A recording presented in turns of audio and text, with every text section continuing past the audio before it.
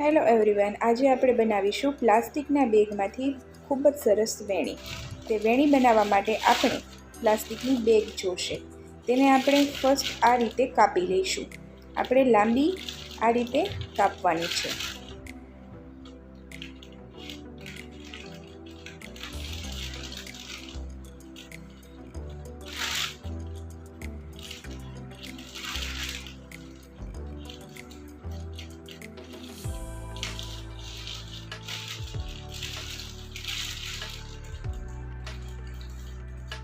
હવે આપણી પ્લાસ્ટિકની બેગ આપણે જે રીતે લાંબી પટ્ટીમાં જોતી હતી તે રીતે કપાઈ ગઈ છે. તે લઈ લઈશું અને તેને અડધેથી ફોલ્ડ કરીશું.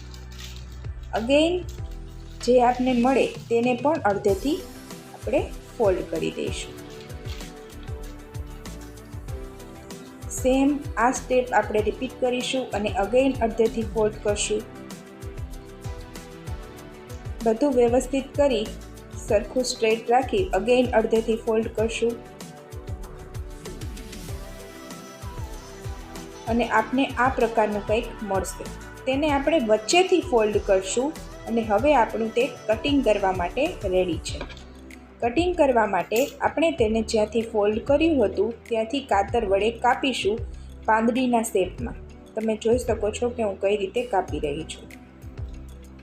આપણે એને જ્યાંથી ફોલ્ડ કર્યું હતું ત્યાંથી પાંદડીના શેપમાં કટ કરીશું, જેથી આપણને બે પાંદડીઓ મળશે તે પણ વચ્ચેથી જોઈન્ટ, જેથી આપણે વેણી બનાવવામાં સરળતા રહેશે.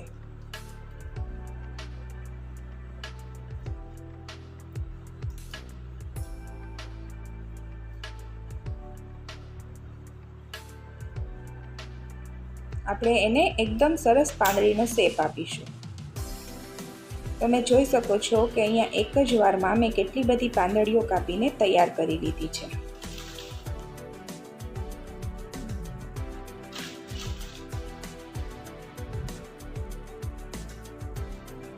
હવે આપણે એક સોય અને દોરો જોશે. દોરો આપણે વ્હાઇટ કલરનો પોરવીશું કે જેથી વેણીનું અને થ્રેડનું મેચિંગ રહે, એટલે કે વેણી વ્હાઇટ કલરની અને સાથે થ્રેડ પણ વ્હાઇટ કલરનો.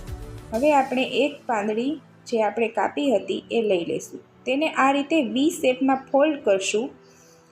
તમે જોઈ શકો છો કે મેં કઈ રીતે ફોલ્ડ કર્યું છે. પછી તેને વચ્ચેથી સોય પોરવી અને આ રીતે એડ કરી દઈશું થ્રેડમાં.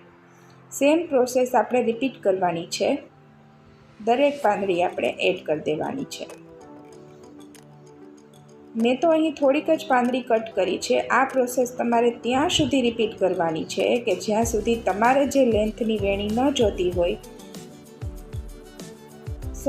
તમારે જે લેન્થની વેણી જોતી હોય તે બની ન જાય.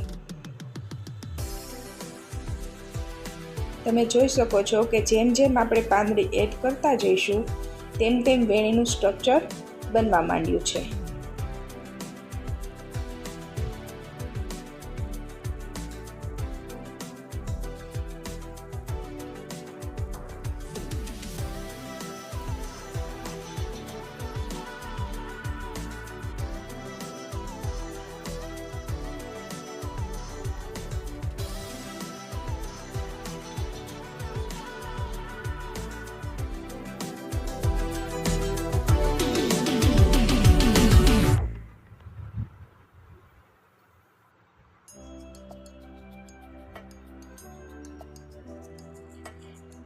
હવે જે મેં કાપેલી પાંદડી હતી તે ઓલમોસ્ટ બધી વેણીમાં પોરવી દીધી છે. તમે જોઈ શકો છો કે આપણે વેણીનો નાનકડો ભાગ રેડી કરી લીધો છે.